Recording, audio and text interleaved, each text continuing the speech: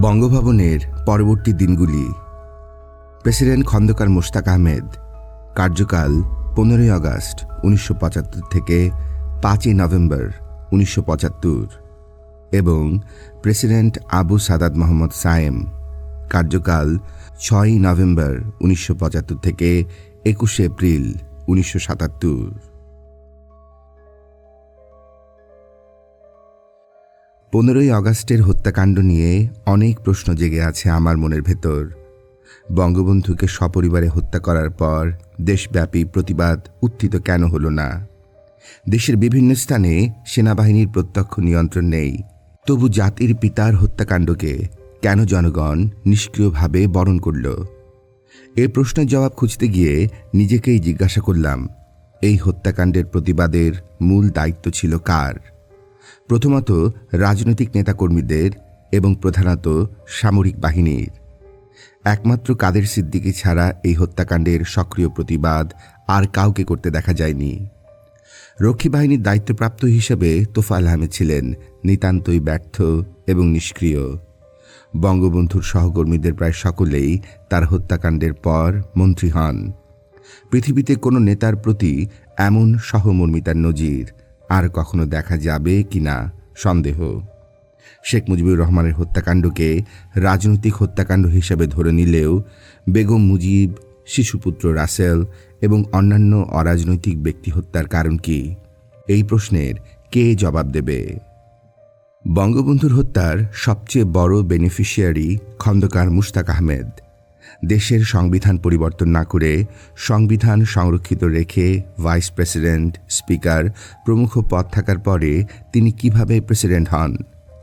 বঙ্গবন্ধু তাকে সর্বদা আপনজন মনে করতেন। আমি নিজে এ বিষয়ে অনেক ঘটনার সাক্ষী। বঙ্গবন্ধু খারাপ লোক হলে খন্দকার মোশতাক তার পলিসির সঙ্গে মতান্তর কেন প্রকাশ করলেন না? বঙ্গবন্ধুর বাকশাল করা পছন্দ না করলে তিনি তার কেন বিরোধিতা করলেন না?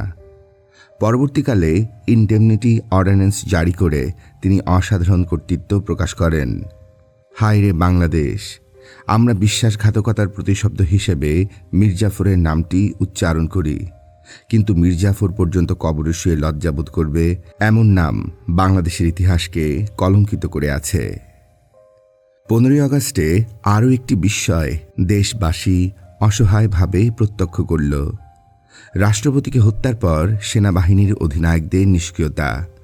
কয়েকজন মেজরের কাছে সেনাবাহিনী প্রধান মেজর জেনারেল শফিউল্লাহর আত্মসমর্পণ সত্যিই ছিল অভিনব।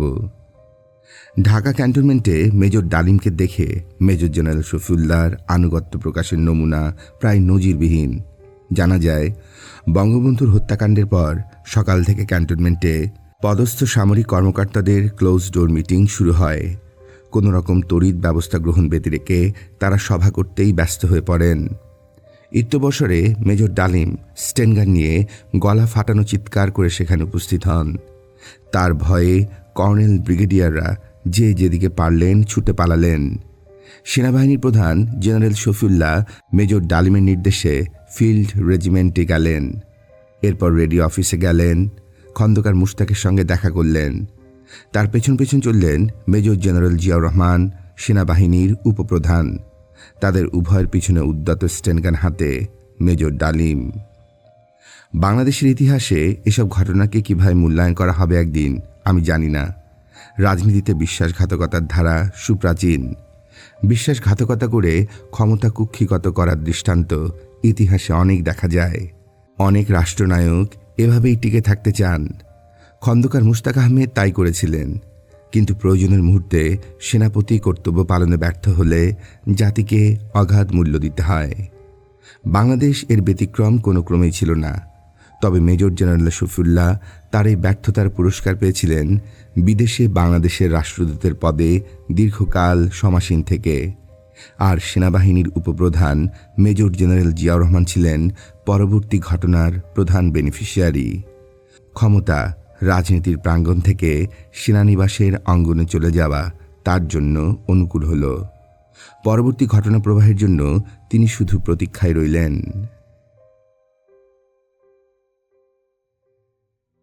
16ই আগস্ট 1975।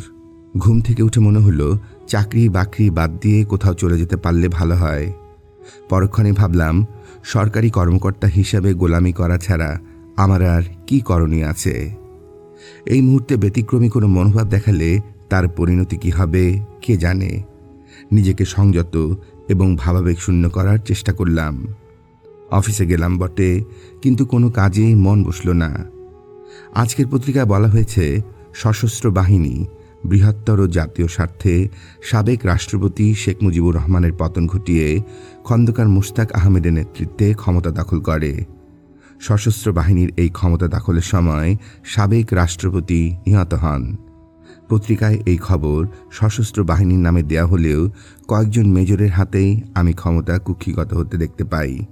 তাদের দাপটে বঙ্গভবনের প্রতিটি ইট যেন কেঁপে উঠছে। পত্রিকার পাতায় লেখা বৃহত্তর জাতীয় স্বার্থ, এই কথাটার মানে বুঝলাম না। গতকাল রেডিও ও টিভির জন্য একটি প্রেস রিলিজ তৈরি করার সময় তাহিরউদ্দিন ঠাকুর আমাকে বলেছিলেন, শুক্রবার 1.5 ঘণ্টা সান্ধ্য আইন শিথিলকালে বাইতুল মোকাররম শরীফে জুম্মার নামাজ অনুষ্ঠিত হয়, এই কথাটি লিখে দাও। আমি বললাম, বাইতুল মোকাররমের সঙ্গে শরীফ কথাটা জুড়ে দেওয়া কি ঠিক হবে? শুনে তার চোখ বড় বড় হয়ে গেল। বললেন, কি ঠিক হবে কি হবে না সেটা তোমার বিবেচ্য নয়, যা বলছি তাই লেখো। রাষ্ট্রীয় আরেকটি পরিবর্তনের মধ্যে দেখলাম, রাষ্ট্রপতির বদলে প্রেসিডেন্ট শব্দটি লিখতে বলা হলো। আমি বাংলাদেশ বেতারের বদলে রেডিও বাংলাদেশ লিখলাম। এতে কি মহৎ উদ্দেশ্য সাধিত হলো আমি বুঝলাম না। বঙ্গভবনে অনুষ্ঠিত মন্ত্রিসভার প্রথম বৈঠকে জাতীয় পোশাক ঠিক করা হলো। তাতে খন্দকার মোশতাক যে কিস্তি টুপিটি পরেন তাকে জাতীয় টুপি বলে ঘোষণা দেয়া হয়। দেশের অর্থনৈতিক অবস্থা নয়, আইন শৃঙ্খলা নয়, টুপি মন্ত্রী পরিষদের আলোচনার মুখ্য বিষয় হয়ে দাঁড়ালো। প্রেসিডেন্ট মোশতাক এরপর মিনিস্টারদের অনেককেই টুপি উপহার দিলেন। পরে পত্রিকার পাতায় ওই টুপির ছবি ছাপা হলো। এটা যে জাতীয় জীবনে এত গুরুত্বপূর্ণ হতে পারে সেটা আগে জানা ছিল না। অন্য একটি কারণে মনটা খুব খারাপ হয়ে গেল সেদিন। অফিসে সকালবেলা একবার ফোন বেজে উঠল ইন্টারকমে। আমি রিসিভারে ফোন তুলতেই অন্য প্রান্ত থেকে কণ্ঠস্বর ভেসে এলো, আমি ক্যাপ্টেন এনাম বলছি। আমি ভাবলাম রাষ্ট্রপতির সাবেক এডিসি ক্যাপ্টেন এনাম হয়তো। বললাম, কি খবর? অপর প্রান্ত থেকে বক্তা প্রায় চেঁচিয়ে উঠল, কি সালাম টালাম দেওয়া ভুলে গেছেন নাকি? আমি বুঝলাম আমার পরিচিত ক্যাপ্টেন এনাম এবং এই ক্যাপ্টেন এক নয়। বিনয়ের সঙ্গে বললাম, আমি তাকে আমার পরিচিত ক্যাপ্টেন এনাম মনে করেছিলাম। সেই ক্যাপ্টেন এনাম আমার ছোট ভাইয়ের মতো। ওই পাশ থেকে কণ্ঠস্বর ধমকে উঠল, অফিসে আবার ভাই ব্রাদার কি? এখন কি আপনার সালাম দিতে কষ্ট হচ্ছে? আমি কিং কর্তব্য বিমূঢ় হয়ে গেলাম। অপর প্রান্তে সজোরে টেলিফোন রেখে দেওয়ার শব্দ পাওয়া গেল। বিষয়টা নিয়ে কিছুটা দুর্ভাবনায় পড়ে গেলাম। বঙ্গভবনের ভেতরে স্ত্রী পুত্র কন্যাদের নিয়ে থাকি। সেনাবাহিনীর কাউকে সময় শত্রু বানিয়ে ফেললে সমূহ ক্ষতির আশঙ্কা।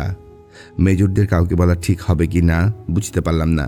পরে মনে হলো এই বিষয়ে আপাতত চুপ থাকাই ভালো। কোনো কথা উঠলে তখন বুঝিয়ে বলা যাবে। ভাবলাম ক্যাপ্টেন এনাম নিজেও তো সৌভাগ্যবশত আমাকে সালাম দিয়ে কথা বলতে পারত। ভেবে অবশ্য লাভ নেই, অসহায়ত্বের মধ্যে মানুষ কতভাবে সান্ত্বনা পেতে চায়। একবার মনে হলো কখনো সুযোগ এলে এই ক্যাপ্টেন এনামকে খুঁজে বের করে বলবো, আপনারই উচিত ছিল আমাকে সালামটা দেয়া। যা হোক, তার সঙ্গে আর কখনো আমার দেখা হয়নি। কর্নেল আমিন আহমেদ চৌধুরী প্রেসিডেন্টের সামরিক সচিব হিসাবে দায়িত্ব পালন করেছেন। পরদিন তাকে বললাম, নতুন গণভবনে আমার কিছু কাগজপত্র রয়ে গেছে, ওগুলো আনার জন্য আমার সেখানে যাওয়া দরকার। তিনি বললেন, আমার যাওয়ার ব্যাপারে ওখানকার আর্মি অফিসারকে তিনি বলে দেবেন। এখানে একটু বিশেষভাবে বিষয়টি বলা দরকার। বঙ্গবন্ধুর আত্মজীবনীর পাণ্ডুলিপিটি 14 আগস্ট আমি অফিসের টেবিলের ড্রয়ারে তালাবদ্ধ করে আসি। পাণ্ডুলিপি আগের দিন ব্রিফকেসে ভরে বাসায় নিয়ে এসেছিলাম সংশোধনের জন্য। কখনো বাসায়, কখনো অফিসে বসে সেটি সংশোধন করতাম। ওই দিন ব্রিফকেসে জায়গা না হওয়ায় ওটা যত্ন করে ওখানেই রেখে আসি।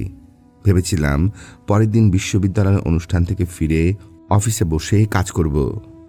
বঙ্গবন্ধুর নিজস্ব জবানিতে রচিত এই আত্মজীবনী জন্মকাল থেকে 1954 সন পর্যন্ত প্রায় 300 পাতা টাইপ করা। দেশের জন্য, জাতির জন্য এটা কত বড় মূল্যবান সম্পদ তা বলার অপেক্ষা রাখে না। এই দলিলটিকে যেভাবেই হোক উদ্ধার করতে হবে আমাকে। এই জন্য যতটা রিস্ক নিতে হয় আমি নেব।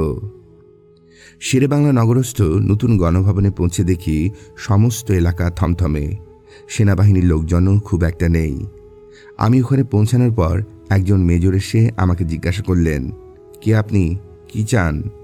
আমি বললাম, আমি বঙ্গভবন থেকে এসেছি, এখানে আমার অফিস ছিল। পরশুর আগের দিন অফিস ত্যাগের সময় আমি কিছু ব্যক্তিগত কাগজপত্র অফিসে ফেলে যাই, সেগুলো নিতে এসেছি। মেজর বললেন, আপনার সাহস তো কম নয়, এত বড় একটা ঘটনা ঘটল আর আপনি আজ এসেছেন এখানে কাগজ নিতে? বললাম, কাগজগুলো খুব দরকারি। আসুন, বলে তিনি আমাকে আমার অফিস কক্ষের সামনে নিয়ে গেলেন। একজন কর্মচারীকে বললেন দরজা খুলতে। ঘরে ঢুকেই দেয়ালে বঙ্গবন্ধু ছবি দেখে মেজরের মেজাজ চড়ে গেল। তিনি আমাকে দেখিয়ে দেখিয়ে ওই ছবির দিকে থুতু ছুড়লেন। অত উপরে থুতু যাওয়ার কথা নয়, আমাকে ঘৃণা দেখানো এবং আমার অভিব্যক্তি দেখাই তার আসল উদ্দেশ্য। আমি এমন ভাব দেখালাম যে আমি সেটা দেখিনি। তার ঘৃণার অভিব্যক্তি লক্ষ্য করিনি ভেবে তিনি একটু ক্ষুব্ধ হলেন। বললেন, কি কাগজপত্র নেবেন, নিয়ে যান। টেবিলের উপর আমার কিছু ব্যক্তিগত চিঠিপত্র এবং কয়েকটি টাইপ করা কবিতা ছিল। আমি একটি প্যাকেটে ওগুলো তুলতে গেলে তিনি প্রায় ছিনিয়ে নিলেন প্যাকেটটা। বললেন, কি নিচ্ছেন দেখি? ওগুলো দেখে তিনি টেবিলের উপর প্যাকেটটা ছুঁড়ে দিয়ে বললেন, যান, এগুলো নিয়ে যান। প্যাকেটটা তুলে নিতে নিতে এক মুহূর্তে আমি ভাবলাম, এ সময় ড্রয়ার থেকে বঙ্গবন্ধুর আত্মজীবনী বের করা কোনো মতোই সমীচীন হবে না। মেজর নিশ্চয়ই পাণ্ডুলিপিটি দেখতে চাইবেন। ওটা দেখলে আর রক্ষা নেই, হয়তো ক্ষিপ্ত হয়ে সেটা ছিঁড়ে ফেলবেন। আমাকেও শারীরিকভাবে আঘাত করতে পারেন কিংবা আমাকে গ্রেফতার করা হতে পারে। সুতরাং আমি আমার মিশন আপাতত স্থগিত রাখলাম। ফিরে আসার আগে শুধু কৌশলে দেখলাম পাণ্ডুলিপির ড্রয়ারটা ঠিকমতো তালাবদ্ধ আছে কি না। গণভবন থেকে ফেরার সময় হতাশা এবং বেদনা আমাকে মুহ্যমান করে তুলল। দুদিন আগে পাণ্ডুলিপিটি কেন বাসায় নিয়ে গেলাম না, এই দুঃখে আমি ক্ষত বিক্ষত হতে থাকলাম। আমি জানি শত মাথা খুঁড়লেও মানুষটিকে আর ফেরত পাব না, কিন্তু আত্মজীবনীর পাণ্ডুলিপিটি পাওয়া গেলে শোকের সন্তাপ কিছুটা কমত। পরবর্তীকালে এই পাণ্ডুলিপিটি উদ্ধার করার জন্য আমি কম চেষ্টা করিনি। অনেক বিপদের ঝুঁকি নিয়ে তাহিরউদ্দিন ঠাকুরের হস্তক্ষেপ কামনা করেছিলাম, কিন্তু আমাকে নিরাশ হতে হয়। শুনেছিলাম রাষ্ট্রীয় পরিবর্তনকালে গণভবনে রক্ষিত জিনিসপত্রের তালিকায় পাণ্ডুলিপিটির উল্লেখ ছিল। আমার টেবিলের ড্রয়ার ভেঙে নাকি সেটা বের করা হয়েছিল, কিন্তু সব প্রচেষ্টা সত্ত্বেও আমি সেটি উদ্ধার করতে পারিনি। এই ঘটনার 14 বছর পর একটি ঘটনা উল্লেখ না করলে বিষয়টি অসম্পূর্ণ থেকে যায়। 1989 সনে আমি পূর্ত মন্ত্রণালয়ে কর্মরত অবস্থায় খবর পেলাম প্রেসিডেন্ট হুসাইন মোহাম্মদ এরশাদ নতুন গণভবন পরিদর্শন করে সেখানকার যাবতীয় নথি এবং বইপত্র পুড়িয়ে ফেলতে বলেছেন। নতুন গণভবনের 2টি কক্ষে বঙ্গবন্ধুর সচিবালয়ের সকল নথিপত্র তার হত্যার পর রাখা হয়েছিল।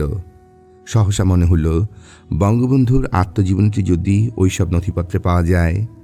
সঙ্গে সঙ্গে আমি নতুন গণভবনে গেলাম। শুনলাম একজন নির্বাহী প্রকৌশলীকে চেয়ারম্যান করে সব নথিপত্র পোড়ানোর জন্য কমিটি গঠন করা হয়েছে। আমার উপস্থিতির সময় তারা নথিপত্র ও বইপত্র সবে পোড়াতে শুরু করেছেন। আমি তাদের নিবৃত্ত করলাম এবং পরিচিত নির্বাহী প্রকৌশলীকে জানালাম আমার নিজের রচিত একটি বই 1975 সনে এখানকার নথিপত্রের মধ্যে হারিয়ে যায় এবং আমি সেটা খুঁজতে ইচ্ছুক। আমার ভয় হচ্ছিল বঙ্গবন্ধুর আত্মজীবনীটি যদি কোনো ক্রমের ভেতর থেকে যায়, তাহলে বইপত্র পোড়ানোর পর তার কখনো ফেরত পাওয়া যাবে না। নির্বাহী প্রকৌশলী ভদ্রলোক প্রথমে দ্বিধাদ্বন্দ্ব দেখালেন, পরে তিনি আমাকে নথিপত্র খুঁজতে দিতে রাজি হলেন।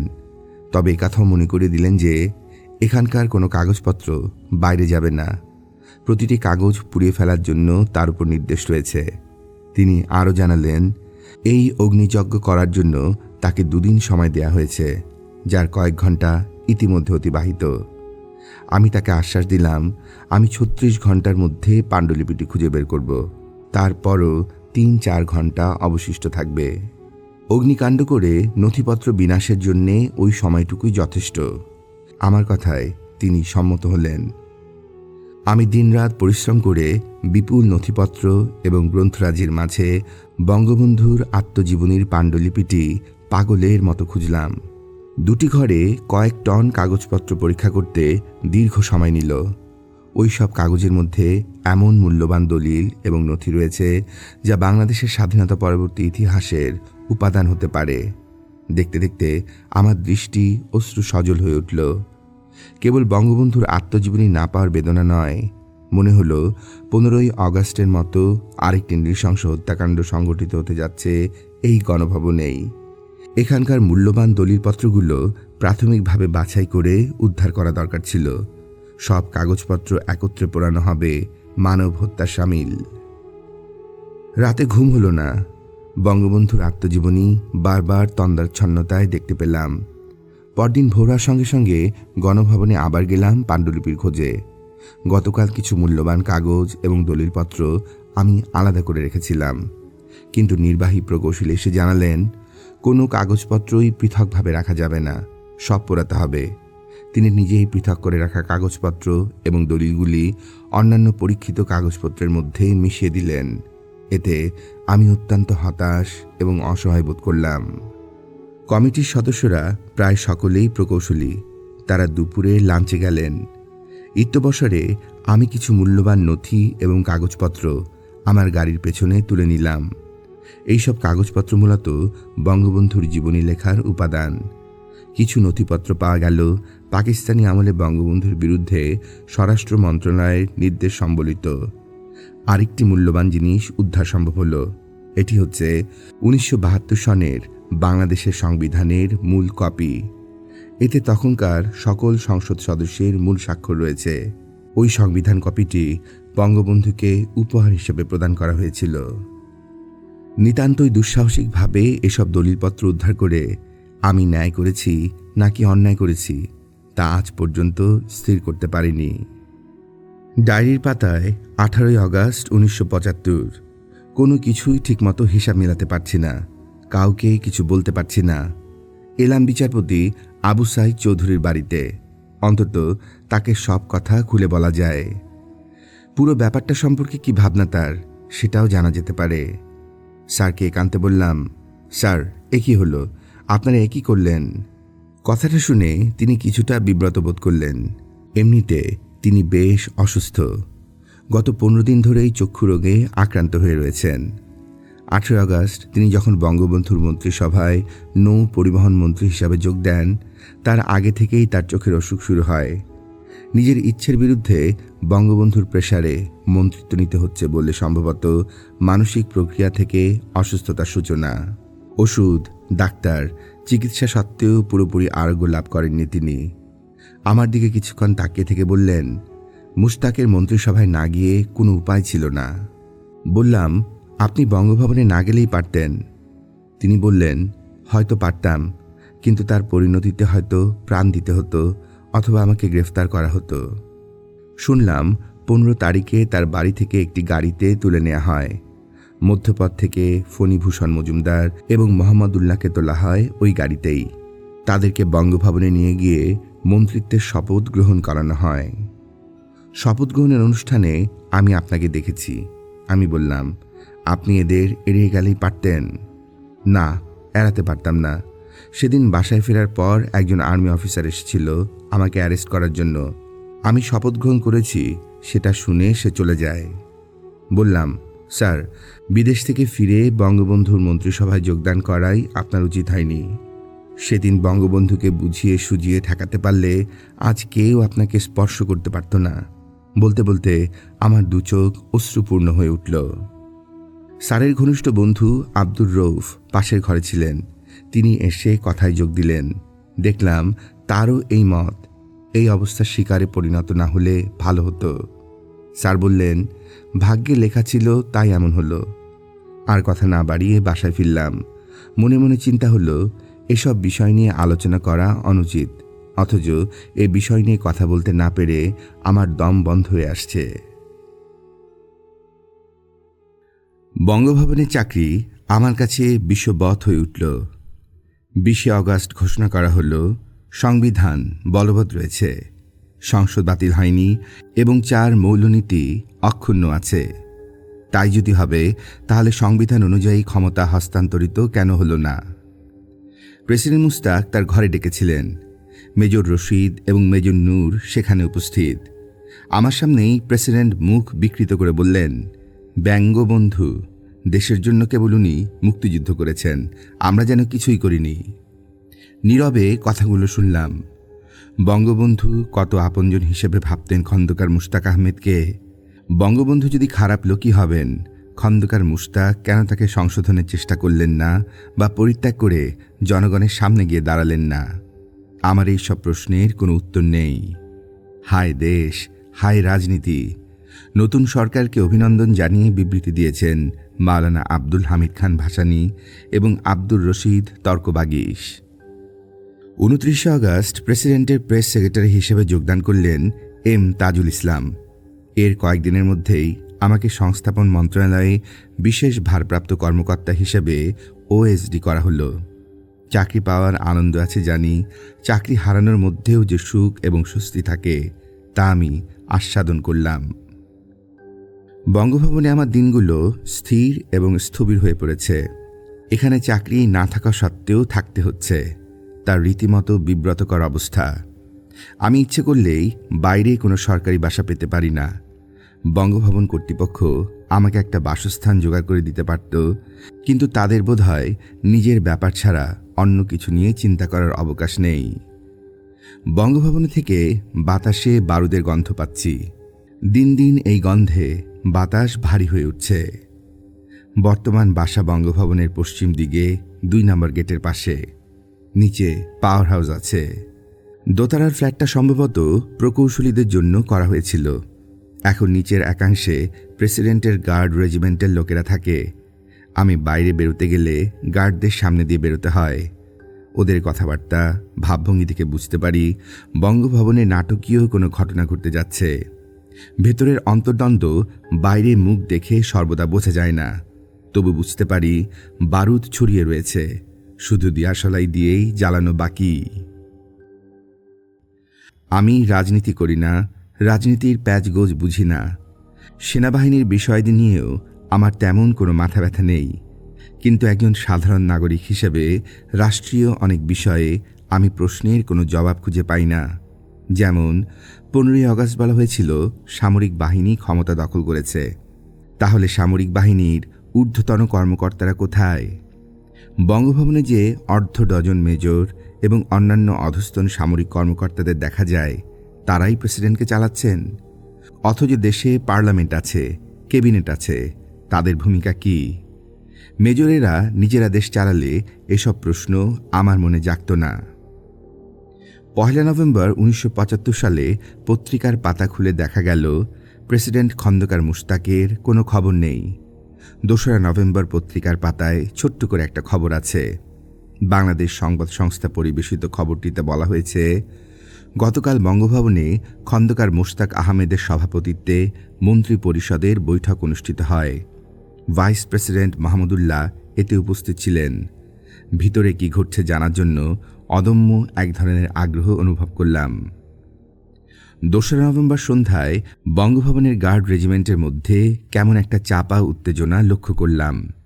রাতে হঠাৎ বাড়ির পাশে রাখা ট্যাঙ্কগুলোকে স্টার্ট দিয়ে চালু করার শব্দ পাওয়া গেল।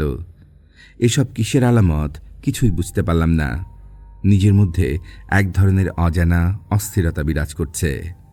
রাত 1টায় বিছানায় শুয়েছি, একটু তন্দ্রা এসেছে। তখন হঠাৎ মনে হলো কেউ যেন আমার নাম ধরে ডাকছে। আমি দোতলার বারান্দায় যেতে দেখলাম বিরাট কালো গাড়ি বাড়ির সামনে দাঁড়িয়ে আছে। গাড়ির পাশে মেজর নূর এবং বঙ্গভবন গেটের পুলিশে ডিএসপি দাঁড়িয়ে আছেন। অদূরে আমার প্রাক্তন ড্রাইভার নাজিমকেও দেখতে পেলাম।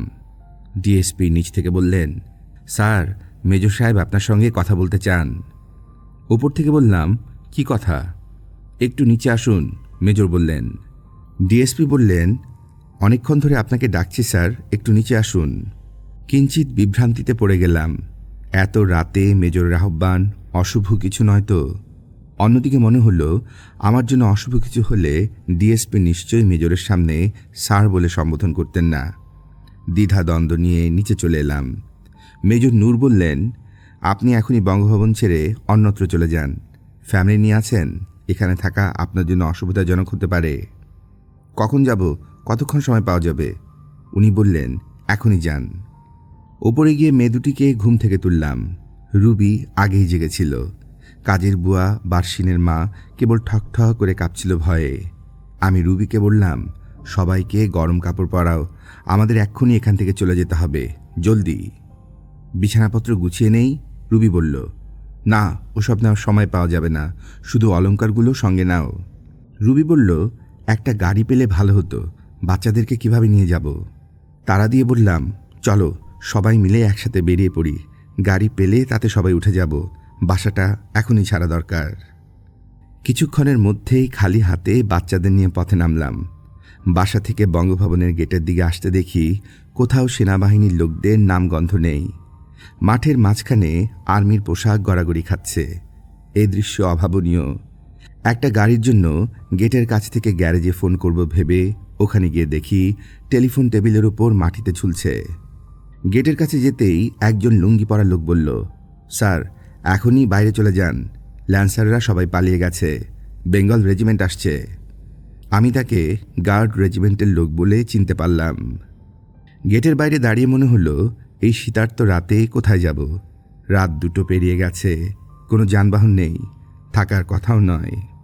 আমার কন্যাদ্বয় স্বাতী ও গীতি নিতান্তই শিশু, ওরা বেশি দূর হাঁটতে পারবে না। সবচেয়ে অসুবিধা হলো পুত্র শোভনকে নিয়ে। শিশুপুত্রকে কোলে নিয়ে চলাও মুশকিল। ওদের নিয়ে কোনো রকম কাপ্তানবাজার এলাকায় এলাম। তারপর জয়কালী মন্দিরের পাশ দিয়ে হাটখোলায় আমার বন্ধু শাহেদ আলীর বাসায়। ওর স্ত্রী হোসনে আরা শাহেদ শেরে বাংলা কলেজের অধ্যক্ষা। এত রাতে দরজায় করাঘাত শুনে হোসনে আরা দরজা খুলতে চাচ্ছিলেন না। শাহেদ বললেন, মাহবুবের গলা শুনছি, নিশ্চয়ই কোনো অসুবিধা আছে। ওরা দরজা খোলার পর আমরা ঘরে ঢুকে বঙ্গভবনের সব কাহিনী বর্ণনা করলাম। হোসনে আরা রুবি এবং ছেলেমেয়েদের শোয়ার ব্যবস্থা করলেন। আমিও শাহেদ হাটখোলা রোডের দিকে গেলাম। বঙ্গভবনের দিকে গিয়ে কিছু ঘটে কিনা দেখতে চেষ্টা করলাম। এইভাবে নির্ঘুম একটা রাত কেটে গেল। ভোরবেলা পড়লাম আরেক বিপদে। তাড়াহুড়ো করে বঙ্গভবন থেকে বেরোতে শোভনের দুধের টিন, দুধের বোতল কিছুই আনা হয়নি। বেচারা খিদায় কান্না জুড়ে দিল। হোসনে আরা তাদের ঘরে যতটুকু দুধ ছিল সেটি এনে দিলেন, কিন্তু বোতল ছাড়া ছেলে এক ফোঁটা দুধ মুখে তুলল না। পরে ওকে চামচ দিয়ে খাইয়ে কিছুটা শান্ত করা গেল। বুঝলাম, কিছু হোক আর না হোক দুধ জোগাড় করতে হবে। অত ভোরে দোকানপাট খোলেনি। কারফিউয়ের মধ্যে গলির ভেতরে দোকান খুলবে কিনা কে জানে। তার চেয়ে বঙ্গভবন থেকে দুধের টিন, বোতল এবং অন্যান্য জিনিস নিয়ে আসা প্রয়োজন। আমি একাই গোপীবাগে গিয়ে মামার গাড়ি নিয়ে বঙ্গভবনে রওনা হলাম। মাঝপথে দুজন পুলিশ আমাকে গাড়ি থামিয়ে বলল, ওইদিকে মানে বঙ্গভবনে যাওয়ার হুকুম নেই। বললাম, আমি বঙ্গভবনেই থাকি, ওখানে যেতে কারো হুকুমের আমার দরকার নেই। তারা জানালো, আমাকে ছাড়লে তাদের চাকরি থাকবে না, অফিসারের অনুমতি ছাড়া তারা আমাকে ছাড়তে পারবে না। এমন সময় তাদের কথিত অফিসারের জিপ আসতে দেখা গেল। অফিসারটি বিডিআর জোনের একজন মেজর। তার জিপ থামানোর জন্য পুলিশ দুজন হাত তুলল, কিন্তু জিপের ড্রাইভার প্রাণপণে দ্রুতগতিতে গাড়ি চালিয়ে ইত্তেফাক অফিসের দিকে চলে যেতে পুলিশ দুজন বিভ্রান্ত হয়ে পড়ল। পুলিশের তোয়াক্কা না করে আমি বঙ্গভবনের গেটে পৌঁছলাম। গেটের মুখেই একটা ট্যাঙ্ক পজিশন নিয়ে দাঁড়িয়ে আছে। একজন ক্যাপ্টেন জিপ নিয়ে আমার কাছে এলেন, পরিচয় জানতে চাইলেন। আমি তাকে আমার অবস্থা বুঝিয়ে বলতেই স্কট করে আমার বাসায় নিয়ে এলেন। আমি বাসার দরজা খুলে প্রয়োজনীয় জিনিসপত্র গাড়িতে বোঝাই করলাম। ক্যাপ্টেন আমাকে আবার বঙ্গভবনের গেটের বাইরে এগিয়ে দিলেন। শাহেদের বাসায় পৌঁছতে পৌঁছতে সকাল 8টা। জিনিসপত্র ওখানে নামাতেই স্বাতী এবং গীতি কান্না জুড়ে দিল। বঙ্গভবন থেকে ওদের বইপত্র আনা হয়নি। আগামীকাল থেকে ওদের পরীক্ষা আরম্ভ হওয়ার কথা। ওরা বলল, বই ছাড়া পরীক্ষা দেব কি করে? বললাম, এখন পরীক্ষা হবে না। ওরা বলল, পরীক্ষা না দিলে ওদের টিচার বকবে। দেশের এই অবস্থায় যেখানে মানুষের জীবনের নিশ্চয়তা নেই, পরীক্ষার নিশ্চয়তা কে দেবে? 3রা নভেম্বর প্রায় সারাদিনই ব্রিগেডিয়ার খালেদ মোশাররফ, প্রেসিডেন্ট খন্দকার মোশতাক এবং প্রেসিডেন্টের দেশরক্ষা উপদেষ্টা জেনারেল এম.এ.জি. ওসমানীর সঙ্গে কথোপকথন চালাতে থাকেন। ব্রিগেডিয়ার খালেদ মোশাররফ দাবি করেন যে ওই মেজরদের অবশ্যই সেনাবাহিনীর কাছে সারেন্ডার করতে হবে, নইলে বঙ্গভবন অ্যাটাক করা হবে। চাপ সৃষ্টির জন্য সকাল থেকে বঙ্গভবনের উপর হেলিকপ্টার এবং প্লেন ওড়ানো হয়। এক পর্যায়ে ব্রিগেডিয়ার খালেদ মোশাররফ, মেজর ফারুক এবং মেজর বজলুর রশিদের সঙ্গে কথা বলা হয়, কিন্তু তারা কেউই আত্মসমর্পণের বিষয়ে নমনীয় ছিলেন না। সন্ধ্যার প্রাক্কালে মনে হল বঙ্গভবনের ওপর আক্রমণ অত্যাসন্ন। রাতে ট্যাঙ্কবহর তেমন কাজে আসবে না।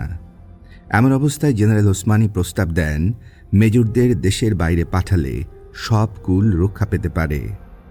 মধ্যরাতে খন্দকার মোশতাক কথিত সূর্য সন্তানেরা একটি ফকার 27 বিমানে চড়ে সপরিবারে দেশ ত্যাগ করেন।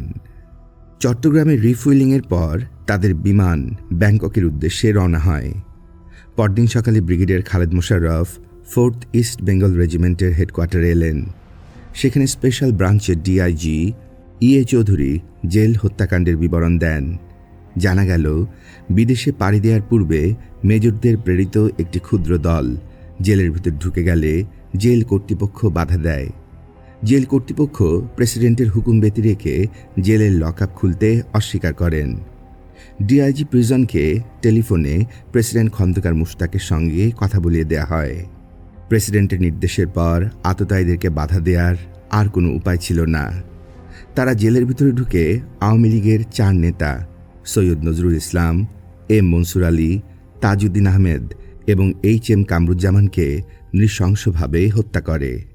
পরে জেনেছি, মাঝরাতে আমার বাড়িতে যে কালো গাড়িটি গিয়েছিল, ওই গাড়িতে করেই তারা জেলখানায় যায়। আমার এককালীন ড্রাইভার নাজেমি গাড়ি চালিয়েছিল বলে জানা যায়। 4 নভেম্বর বঙ্গভবনে চলেছে এক নাটকীয় ঘটনা। দিনের মধ্যভাগে ব্রিগেডিয়ার খালেদ মোশাররফ, নৌবাহিনী প্রধান এম.এইচ. খান এবং বিমানবাহিনী প্রধান এম.জি. তাওয়াবকে সঙ্গে নিয়ে বঙ্গভবনে গিয়েছিলেন প্রেসিডেন্ট মুশতাককে পদত্যাগ করাতে। তাদের কাজের কোনো অগ্রগতি না জানতে পেরে কর্নেল শাফাত জামিল সন্ধ্যার দিকে বঙ্গভবনে যান। তাকে বঙ্গভবনে মুখ্য সচিবের ঘরে বসিয়ে রেখে 3 বাহিনী প্রধান বেরিয়ে গেলেন প্রেসিডেন্টের সঙ্গে কথা বলার জন্যে। কিছুক্ষণ পরে ঘরের বাইরে রীতিমতো চিৎকার শুনে কর্নেল শাফায়েত ঘর থেকে বেরিয়ে এলেন। দেখলেন করিডোরে দাঁড়িয়ে প্রেসিডেন্ট মুশতাক উচ্চ স্বরে ব্রিগেডিয়ার খালেদ মোশাররফকে বলছেন, আমি পাকিস্তানে অনেক ব্রিগেডিয়ার এবং জেনারেল দেখেছি। এ সময় ব্রিগেডিয়ার খালেদ নিম্ন কণ্ঠে কিছু বলতে যাচ্ছিলেন, কিন্তু ততক্ষণে গর্জে উঠেছেন মেজর ইকবাল। তিনি প্রেসিডেন্টকে বললেন, আপনি পাকিস্তানের জেনারেল ঠিকই দেখেছেন, কিন্তু বাংলাদেশের মেজর দেখেননি। কর্নেল শাফাত জামিল মেজর ইকবালকে নিবৃত্ত করেন। এরপর খন্দকার মুশতাকের সঙ্গে 3 বাহিনীর প্রধান এবং কর্নেল শাফাত জামিল ক্যাবিনেট রুমে এলেন। শাফাত জামিল মন্ত্রিপরিষদের সদস্যদের সামনে বললেন, খন্দকার মোশতাককে অবশ্যই মুজিব হত্যা, জেল হত্যা এবং সংবিধান লঙ্ঘনের জন্য প্রেসিডেন্টের পদ ছাড়তে হবে। তার বদলে প্রধান বিচারপতিকে প্রেসিডেন্ট করা হবে। একজন মন্ত্রী ও অবস্থায় সাহস করে বলেছিলেন, প্রেসিডেন্ট পদত্যাগ করলে প্রধান বিচারপতি প্রেসিডেন্ট হতে পারেন না, স্পিকারকে প্রেসিডেন্টের পদে নিয়োগ করতে হবে।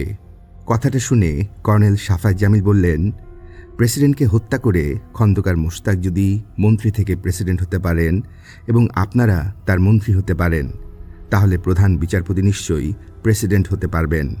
এতে আর কোনো উচ্চবাচ্য হয়নি। বঙ্গভবনে একটার পর একটা ঘটনা ঘটে যাচ্ছে, অতি দ্রুত ঘটছে। ইতিহাসের এই কেন্দ্রবিন্দু থেকে দূরে থাকা সমীচীন নয় বলেই বিবেচনা করলাম। মনে মনে ভাবলাম, বঙ্গভবনে কি ঘটছে তার সাক্ষী আমাকেই হতে হবে। হয়তো একদিন আমার ওপর দায়িত্ব বর্তাবে কাগজে কলমে দেশবাসীর সামনে যাবতীয় ঘটনা তুলে ধরার। অন্য যারা ঘটনার দর্শক, তারা নীরব দর্শক, তারা হয়তো কোনো দিন লিখবেন না। এসব কথা ভেবে যথেষ্ট ঝুঁকি নিয়ে 4 নভেম্বর দুপুরে বঙ্গভবনের বাড়িতে একাকী আমি ফিরলাম। সন্ধ্যাবেলা কর্নেল শাফাত জামিল ওখানে এসেছেন জেনে তার সঙ্গে দেখা করতে গেলাম। তিনি আমার সহপাঠী এবং বন্ধু, কিন্তু বঙ্গভবনের করিডোরে তাকে দেখে মনে হলো তিনি যেন আমার পরিচিত কেউ নন। একজন যুদ্ধরত সৈনিকের মতো চোখ মুখ এবং বিধ্বস্ত চেহারা তার। আমার দিকে তাকিয়ে একবার তিনি শুধু বললেন, হ্যালো, আর কিছু নয়। সাফা জামিলের সামন থেকে সরে এলাম। পারিপার্শ্বিক অবস্থা সচক্ষে দেখে মনে হলো আমি যেন ঘটনা প্রবাহের মধ্যে দিয়ে হেঁটে গেছি। বাসায় ফেরত এলাম। 6 নভেম্বর প্রধান বিচারপতি আবু সাদাত মোহাম্মদ সায়েম বঙ্গভবনে নতুন প্রেসিডেন্ট হিসাবে শপথ গ্রহণ করবেন। নির্দ্বিধায় তার অভিষেক অনুষ্ঠানে উপস্থিত হলাম। আমন্ত্রিত না হলেও অনুষ্ঠানে গিয়ে ঘটনা প্রবাহ সম্পর্কে ধারণা করা আমার ব্যক্তিগত নিরাপত্তার জন্যেই প্রয়োজন। বঙ্গভবন থেকে ইতিমধ্যে কয়েকবার পালিয়েছি আত্মরক্ষার্থে। আবার যদি পালাতে হয় তার জন্য প্রস্তুত থাকতে হবে পারিপার্শ্বিক অবস্থা দেখে। বঙ্গভবনের মূল ভবনে ঢুকতে গিয়ে দেখলাম প্রেসিডেন্টের মুখ্য সচিব মাহবুব আলম চাষি বারান্দায় দাঁড়িয়ে আছেন, অত্যন্ত চিন্তাক্লিষ্ট মুখ। সালাম জানিয়ে জিজ্ঞাসা করলাম, স্যার, কি ব্যাপার, আপনি এখানে দাঁড়িয়ে? জাস্টিস সায়েম এখনও আসছেন না। বিধ্বস্ত কণ্ঠে তিনি বললেন, উনি না এলেই বিপদ হবে। উনি প্রেসিডেন্ট হতে যাচ্ছেন, নিশ্চয় এসে পড়বেন, হয়তো খানিকটা দেরি হচ্ছে। মাহবুব আলম চাষি বললেন, আমি তাকে আনতে যাব কি না ভাবছি। ওই মুহূর্তগুলো মাহবুব আলম চাষির জন্য ছিল অত্যন্ত বিড়ম্বনাপূর্ণ। প্রেসিডেন্ট মুস্তাকের নিকটতম ব্যক্তি ছিলেন তিনি। ব্রিগেডিয়ার খালেদ মোশাররফের হাতে এক অর্থে প্রেসিডেন্ট খন্দকার মুস্তাক বন্দী থাকায় মুখ্য সচিব হিসেবে তিনি বিপাকে পড়েছেন বলে মনে হল। এমনকি পরিবর্তিত পরিস্থিতিতে ব্যক্তিগত বিপদের আশঙ্কাও আছে তার। সেই ছাপ স্পষ্ট তার চোখে মুখে। ইতিমধ্যে প্রধান বিচারপতি চলে এলেন। আমরা বঙ্গভবনের দরবার কক্ষে এলাম। সেখানেই অভিষেক অনুষ্ঠান।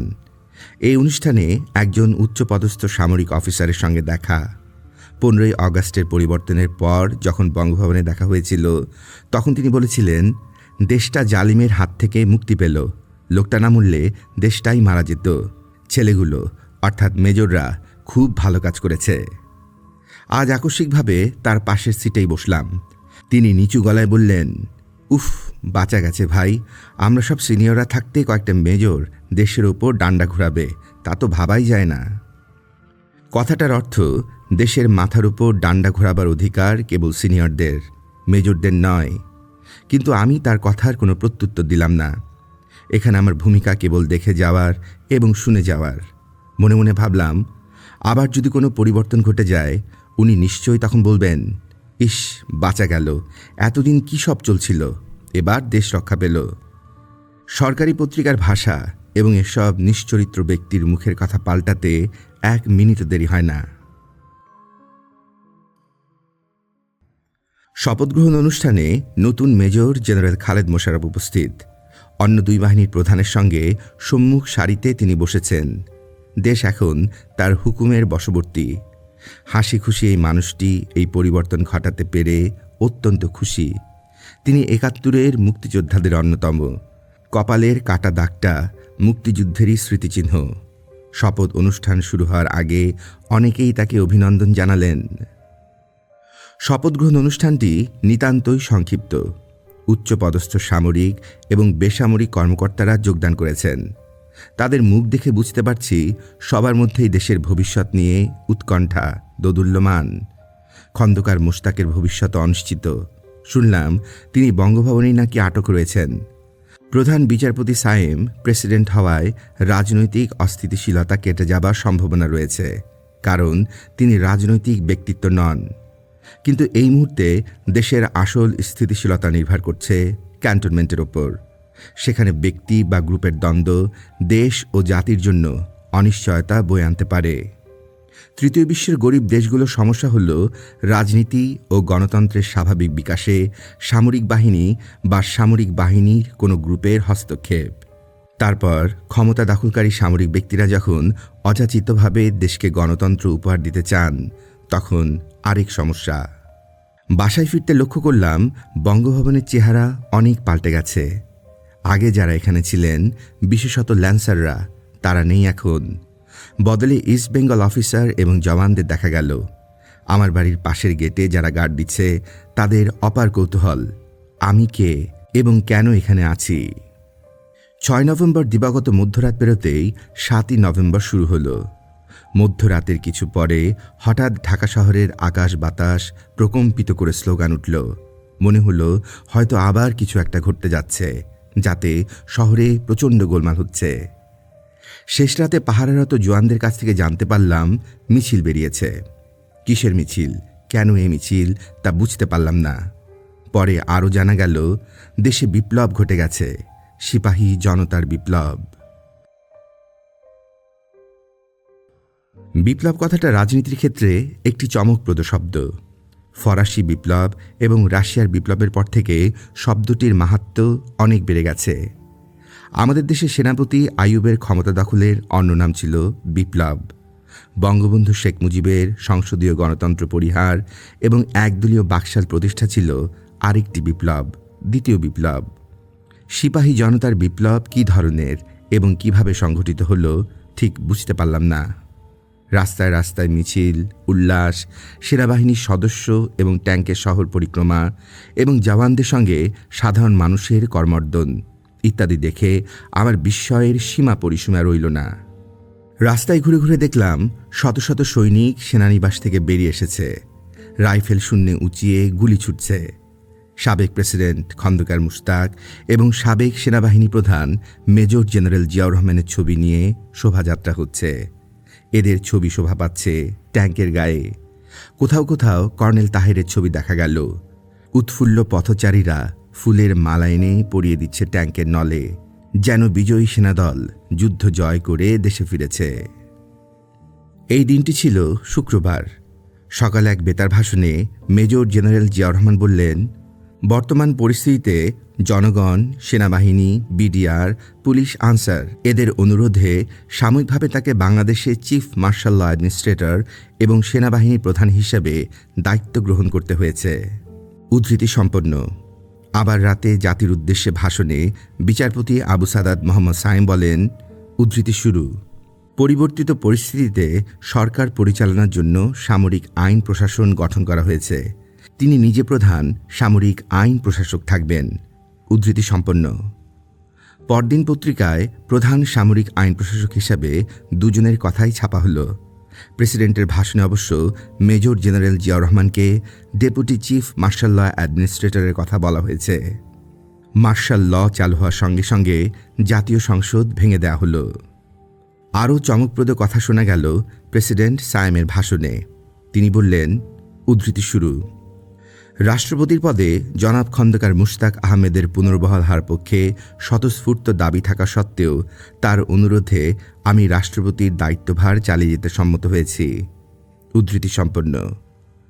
অন্যদিকে খন্দকার মুশতাক আহমেদ জাতির উদ্দেশ্যে বক্তৃতায় বললেন, উদ্ধৃতি, আমি দৃঢ়ভাবে বিশ্বাস করি রাষ্ট্রের কর্ণধার হিসেবে এমন একজন ব্যক্তির প্রয়োজন যিনি হবেন অরাজনৈতিক এবং নির্দলীয়। উদ্ধৃতি সম্পন্ন। তবে প্রধান বিচারপতি সায়েমের প্রধান সামরিক আইন প্রশাসক হিসাবে দায়িত্ব গ্রহণ অভিনব বলা যায় কি?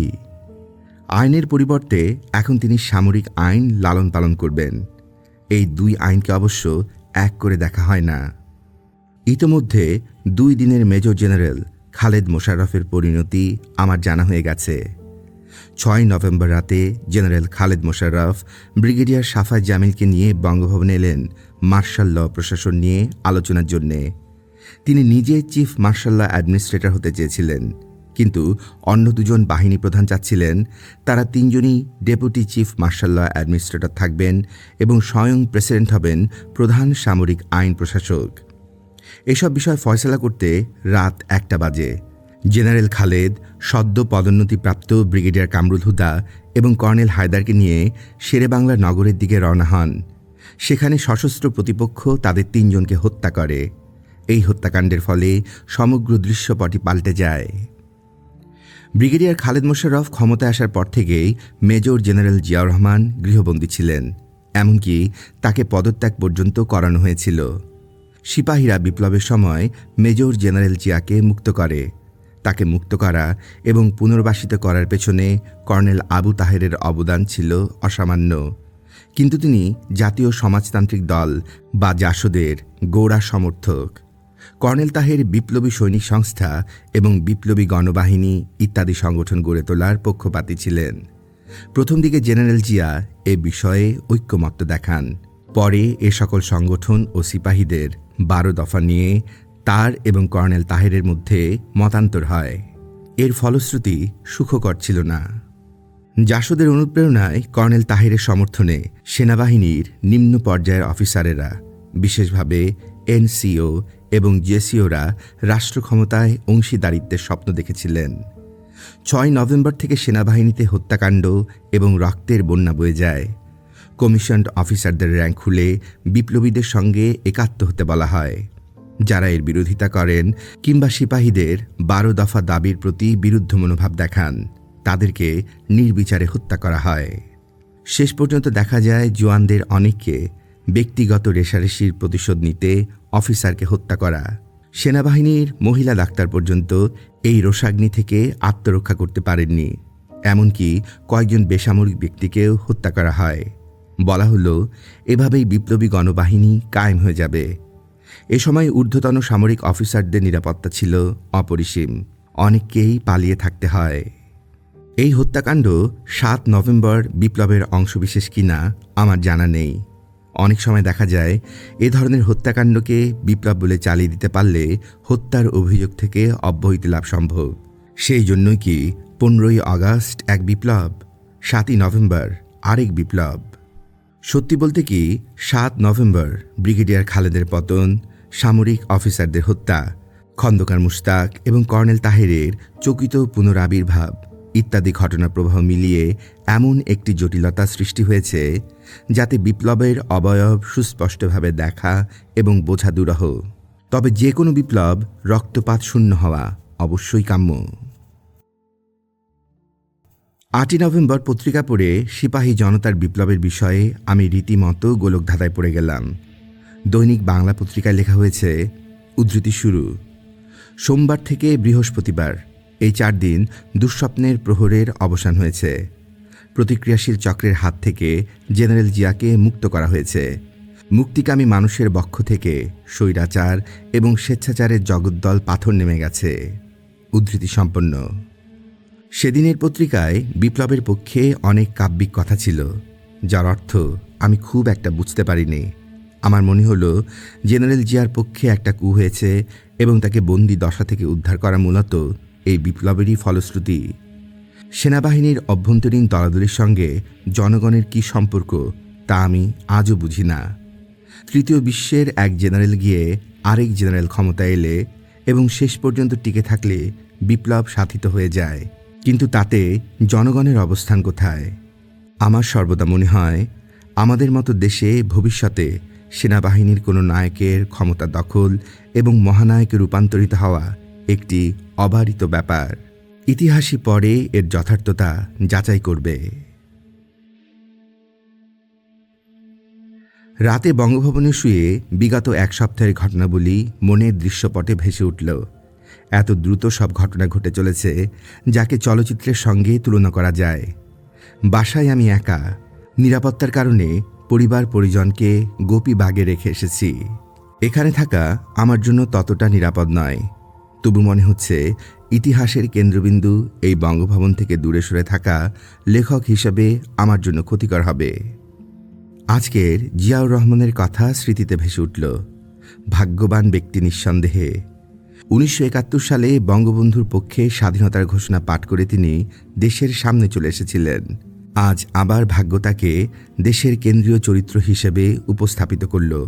মনে পড়ল অনেকদিন আগে বঙ্গভবনে বসে একবার অযাচিতভাবে তাকে বলেছিলাম, আপনি দেশের 1 নম্বর ব্যক্তি হতে পারেন। সেদিন কথাটাকে তিনি যেভাবেই গ্রহণ করুন না কেন, আজ তিনি তাই হয়েছেন। এখন যদি তার সামনে গিয়ে আমি আবার তাকে সেদিনের কথাটা স্মরণ করিয়ে দেই, তাহলে তিনি কি বলবেন? 9 নভেম্বর কর্নেল ফিরোজ সালাউদ্দিন আবার প্রেসিডেন্টের সামরিক সচিব হলেন। ওই সময় তিনি সামরিক সচিব না থাকলে আমার জন্য সমূহ বিপদের আশঙ্কা ছিল। কারণ ইতোমধ্যেই সামরিক গোয়েন্দা বিভাগ প্রশ্ন তুলেছে, মাহবুব তালুকদার নামের ব্যক্তিটিকে। বঙ্গভবনের বিভিন্ন গুরুত্বপূর্ণ সময়ে তাকে এখানে দেখা যায় কেন? তিনি এখানে আসেনি বা কী করে? মজার ব্যাপার হলো, আমি যে বঙ্গভবনের ভেতরেই থাকি এই খবরটা তাদের রিপোর্টে কোথাও লেখা নেই। কর্নেল ফিরোজ সালাউদ্দিন আমার প্রতি চিরদিনই স্নেহশীল।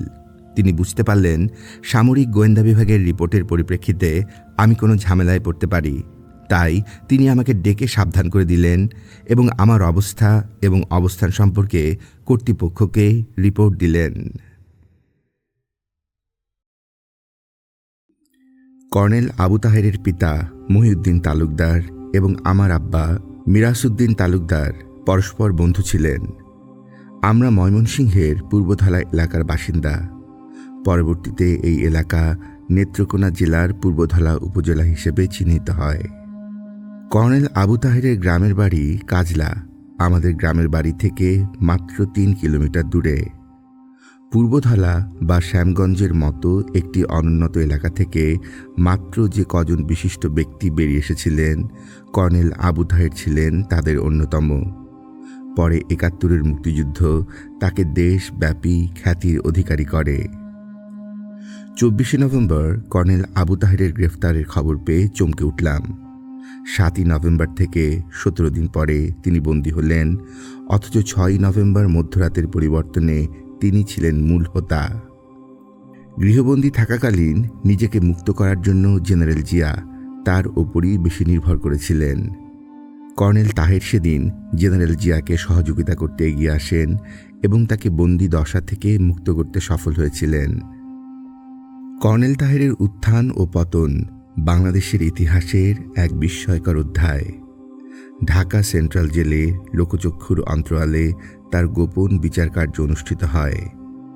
বিচারের সঙ্গে গোপনীয়তার একটি বৈপরীত্য আছে, যা প্রকাশ্য নয়, তা যথার্থ বিচার কিনা সে সম্পর্কে সন্দেহ থেকে যায়। ট্রাইব্যুনালের সামনে কর্নেল তাহেরের ঐতিহাসিক জবানবন্দি এক বীরত্বপূর্ণ অভিব্যক্তি, যা ব্রিটিশ ভারতের স্বাধীনতা যোদ্ধা ক্ষুদিরামের কথা মনে করিয়ে দেয়। কিন্তু ফাঁসির পূর্বে কর্নেল তাহেরকে নিয়ে নাটকীয় ঘটনা ঘটেছিল বঙ্গভবনে। বঙ্গভবনের সম্মুখভাগে প্রেসিডেন্ট তথা CML এর অফিস হলেও পেছনের দিকের একতলায় জেনারেল জিয়া বসতেন। কর্নেল তাহেরের বিচারকার্য চলার সময় ট্রাইব্যুনালের চেয়ারম্যান কর্নেল ইউসুফ হায়দার প্রায় এসে দেখা করতেন জেনারেল জিয়ার সঙ্গে। দীর্ঘ সময় ধরে দুজনে আলোচনা হতো। এমতাবস্থায় কর্নেল তাহেরের শাস্তি একরকম অবধারিতই ছিল, কিন্তু তাকে যে ফাঁসি দেয়া হবে এমন রায়ের কথা কেউ ভাবতে পারেনি, সম্ভবত সরকার পক্ষের কৌশলীয় নয়। ট্রাইব্যুনালের রায়ের পর প্রেসিডেন্টের কাছে কর্নেল তাহেরের পক্ষ থেকে জীবন ভিক্ষা প্রার্থনা করা হয়। প্রেসিডেন্ট সায়েম প্রাণদণ্ড প্রদানের পক্ষে ছিলেন না। তিনি ফাঁসির আদেশটি যাবজ্জীবন কারাদণ্ডের আদেশে রূপান্তরিত করতে পারেন। সামরিক শাসকদের এরকম একটি শঙ্কা ছিল। প্রেসিডেন্টের বিশেষ সহকারী বিচারপতি আব্দুস সাত্তারের মাধ্যমে কর্নেল তাহেরের বিষয়ে কোনরূপ নমনীয় ভূমিকা গ্রহণের বিরুদ্ধে চাপ সৃষ্টি করা হয়। বিচারপতি সাত্তার পেছনের দরজা দিয়ে নানাবিধ কার্যকলাপ চালানোর জন্য প্রেসিডেন্ট সায়েম তাকে মোটেই পছন্দ করতেন না।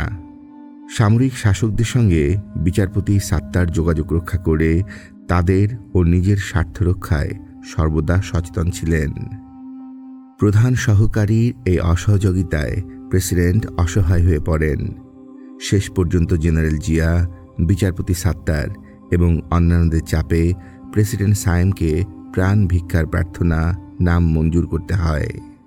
২১শে জুলাই ১৯৭৬ সালে কর্নেল তাহেরকে ঢাকা কেন্দ্রীয় কারাগারে ফাঁসি দেয়া হয়।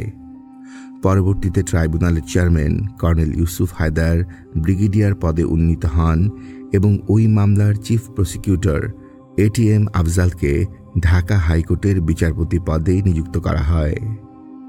কর্নেল তাহেরের মৃত্যুদণ্ডের 10 দিন পরে মার্শাল ল ডিক্রির 20তম সংশোধনী জারি করে বলা হয়, সেনাবাহিনীর মধ্যে কোনো রাজনৈতিক মতবাদ সঞ্চারণ মৃত্যুযোগ্য অপরাধ। তাহলে কি কর্নেল তাহেরের ফাঁসি দেওয়ার সময় এই অপরাধ মৃত্যুদণ্ডযোগ্য ছিল না? কর্নেল তাহেরের মৃত্যু আমাকে গভীরভাবে মর্মাহত করে। এর প্রধান কারণ মানবিক। প্রকাশ্য বিচারহীন যে কোনো মৃত্যুদণ্ড আমার কাছে হত্যাকাণ্ড বলে মনে হয়। তার মৃত্যুতে আমার ব্যক্তিগত শোক সন্তাপের কারণ, তিনি আমার দেশের বাড়ির মানুষ ছিলেন। স্বাধীনতা সংগ্রামে তিনি ছিলেন দুর্জয় সৈনিক এবং মুক্তিযুদ্ধকালে তার একটি পা পঙ্গু হয়ে পড়ে। আমি বারবার লক্ষ্য করেছি বিভিন্ন ঘটনায় কেবল মুক্তিযুদ্ধের বীর সেনানীরা একে একে নিহত হচ্ছেন। ব্রিগেডিয়ার খালেদ মোশাররফ, কর্নেল আবু তাহের এবং আরও পরে নিহত লেফটেন্যান্ট জেনারেল জিয়াউর রহমান এবং পরে মেজর জেনারেল মঞ্জুর। এরা সবাই ছিলেন মুক্তিযুদ্ধের বীর সৈনিক। কর্নেল তাহেরের মৃত্যুর পর একটি সরকারি হেলিকপ্টারে করে তার মৃতদেহ দেশের বাড়িতে নামিয়ে নিয়ে আসা হয়। হেলিকপ্টারটি নামার পর শ্যামগঞ্জ এলাকার হাজার হাজার মানুষ তাকে শেষ শ্রদ্ধা জানাতে সমবেত হয়েছিল। কর্নেল আবু তাহের যে ওই এলাকার লোক, তার মৃত্যুর আগে জনসাধারণের অনেকেই তা জানত না। জীবিতকালের দেশের বাড়ির সঙ্গে তার খুব একটা যোগাযোগ ছিল না, কিন্তু মৃত্যুর পর দেশের মানুষ দেশের মাটিতে শায়িত কর্নেল তাহেরকে নিবিড়ভাবে যেন পায়। কর্নেল তাহেরের ফাঁসির খবর পেয়ে আব্বা বঙ্গভবনে আমাকে ফোন করেছিলেন। তিনি বললেন, তাহেরকে ফাঁসি দিয়েছে, শুনেছ? বললাম, শুনেছি আব্বা। কি দোষ করেছিল সে? বললাম, সেনাবাহিনীর মধ্যে রাজনীতি ঢোকাচ্ছিল, আর কি অভিযোগ ছিল সেটা জানি না। আব্বা দুঃখ করে বললেন, যাবজ্জীবন কারাদণ্ড দিলেই হতো, এত বড় একজন মুক্তিযোদ্ধা সে ছিল। এ কথার কি উত্তর দেব ভেবে পেলাম না, চুপ করে রইলাম। আমার নীরবতা আব্বার আক্ষেপকে আরও ঘনীভূত করে তুলল। তিনি বললেন, তাহের দেশপ্রেমিক ছিলেন, দেশদ্রোহী তো ছিল না। দেশপ্রেম আর দেশদ্রোহিতা একই মুদ্রার এপিটোপিট। যে দিকটা দেখতে পায় তা দিয়ে বিচার করে মানুষ, দুটো দিক মিলিয়ে কেউ দেখতে পায় না। আমি বললাম। বঙ্গভবনের বাসায় আমার অবস্থান করা দিনে দিনে বড় অসুবিধার হয়ে দাঁড়ালো। নিচে প্রেসিডেন্টের গার্ড রেজিমেন্টের লোকেরা আমার বিষয়ে খুবই কৌতূহলী। স্বাতী ও গীতি আগে বঙ্গভবনের মাঠে খেলা করত, এখন ওদেরকে ঘরের বাইরে যেতে দিতে সাহস হয় না। অবশ্য কেউ যে খারাপ ব্যবহার করে এমন নয়, বরং ছোট্ট মেয়ে দুটিকে ল্যান্সাররা ট্যাঙ্কের ভেতর চড়তে দিয়েছে, এতেই ওরা মহা খুশি। কিন্তু সিপাহীদের সবাই একরকম নয়। কাজের বুয়া বসিরনের মা বাজারে গেলে বাজারের থলে খুলে মাছ, মাংস, তরি তরকারি নিয়ে আর্মির লোকরা নানা রকম রসিকতা করে, তার সঙ্গে ভাব জমিয়ে গল্প করতে চায়। এসব বিষয় অনেক সময় বিব্রতকর হয়ে ওঠে। সবচেয়ে অসুবিধা বঙ্গভবনের যাতায়াত এবং যানবাহনের। আগে 4 বছর ধরে গাড়িতে যাতায়াত করেছি এবং বঙ্গভবনের গেটে অ্যাটেনশন হয়ে সামরিক ব্যক্তিরা সম্মান দেখিয়েছে। এখন গেটের বাইরে যেতে আসতে সম্মান জানানো দূরের কথা, এমনভাবে তারা তাকিয়ে থাকে যে বঙ্গভবনে অনধিকার প্রবেশ করছি। 2-4 দিন নতুন গার্ডরা পরিচয়পত্রের জন্য প্রধান ফটকে আমাকে আটকে দিয়েছে। সরকারের ওএসডির আবার পরিচয়পত্র কি? এমতাবস্থায় অফিসে যেতে হয় না বলে রক্ষে। কয়েকদিন পর পর একবার বাড়ির বাইরে বের হই, মাঝে মাঝে এহতেশাম হায়দার চৌধুরীকে ফোন করে গাড়ি নিয়ে যেতে বলি। রুবির অবস্থা হলো আমার চেয়েও সঙ্গীন। বঙ্গভবনের ভেতরে কোনো রিক্সা আনার বিধান নেই। সে বেচারির ঘর থেকে বেরোনো একেবারে অসম্ভব হয়ে পড়ল, বলতে গেলে গৃহবন্দী। আত্মীয় স্বজনের আশাও একেবারেই বন্ধ। মাঝে মাঝে নিতান্তই নিরুপায় হয়ে সামরিক সচিব বা এডিসিদের বলে বাড়ির সঙ্গে লাগানো গেটটি খোলার ব্যবস্থা করতাম, কিন্তু এটা একটা বাড়তি ঝামেলা বলে তারা বিবেচনা করতে লাগলেন।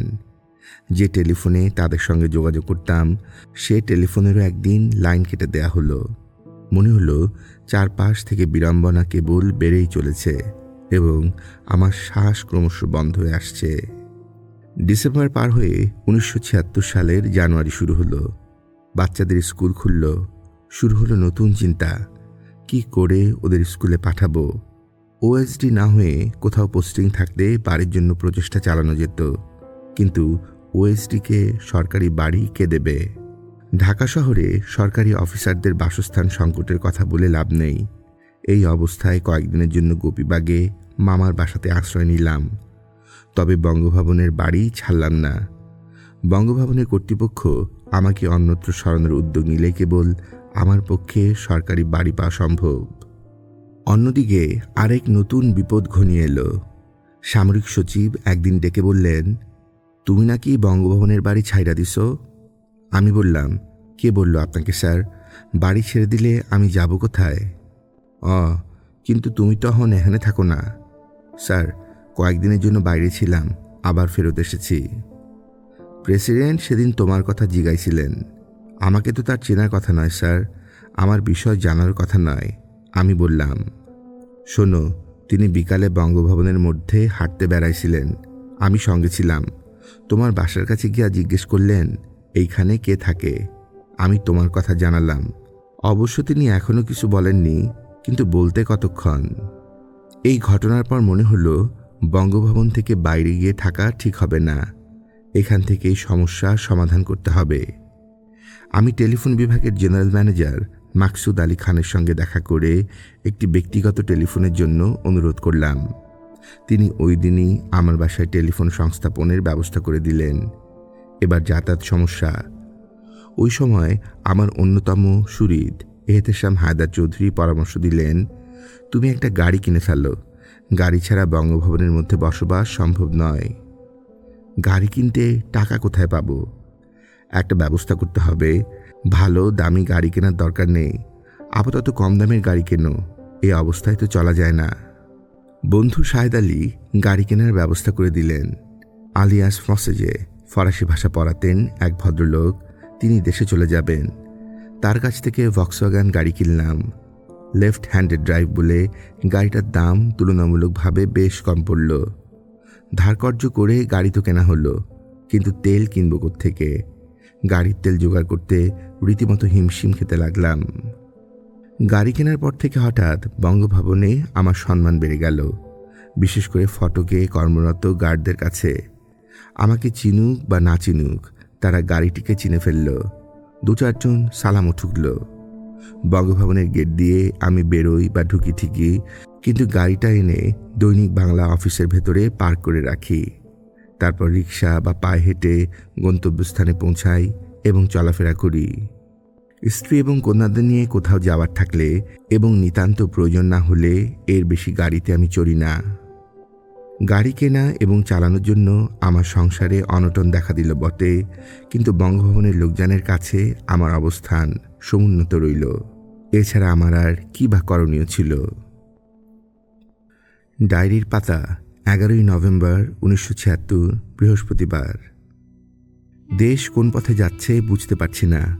আজকের পত্রিকায় প্রকাশিত একটি প্রেস নোটে বলা হয়েছে, বাংলাদেশের বিরুদ্ধে ষড়যন্ত্র, বিদ্রোহ বা যুদ্ধ ঘোষণার শাস্তি মৃত্যুদণ্ড। সামরিক আইনবিধির 22তম সংশোধনীতে এই ঘোষণা দেয়া হয়, কিন্তু দেশের বিরুদ্ধে কারা বিদ্রোহ এবং ষড়যন্ত্রে লিপ্ত, কেন, সেই কথা বলা হয়নি। এই কথা বলার অপেক্ষা রাখে না যে প্রেসিডেন্ট আবু সাদাত মোহাম্মদ সায়েম প্রধান সামরিক আইন প্রশাসক হলেও ক্ষমতা তার কাছে নেই মোটেও। উপপ্রধান সামরিক প্রশাসক জেনারেল জিয়াউর রহমান, তার হাতেই ক্ষমতা। সামরিক আইনে দেশ চলছে। গণতান্ত্রিক ব্যবস্থায় রাষ্ট্রের প্রধান হিসেবে রাষ্ট্রপতির যে ক্ষমতা থাকে, সামরিক শাসনে প্রধান সামরিক আইন প্রশাসকেরও তা আছে কিনা সন্দেহ। আমার মনে হয় জেনারেল জিয়ার উচিত প্রধান সামরিক আইন প্রশাসক হওয়া। লোক দেখানোর জন্য এই গ্যাপটুকু রাখার দরকার কি? বাংলাদেশে গণতন্ত্রে আসা এখন সুদূর পরাহত। এ দেশ যে কখনো সামরিক শাসনে চলবে তা ভাবতেই পারিনি। জেনারেল জিয়া সম্পর্কে আমার ধারণা ছিল তিনি সৈনিক, তিনি রাজনীতি করবেন না। রাজনৈতিক সরকারের কাছে ক্ষমতা তুলে দিয়ে তিনি সেনাবাহিনীকে ব্যারাকে ফিরিয়ে নেবেন। তৃতীয় বিশ্বে, বিশেষত উন্নয়নশীল দেশে সেনাবাহিনীর কেউ ক্ষমতা এলে সাধারণত এই ধরনের কথা বলে থাকেন। পরবর্তীতে তাদের মত পাল্টায়। আইয়ুব খানের মতো তারা রাজনীতিতে ঢুকে পড়েন।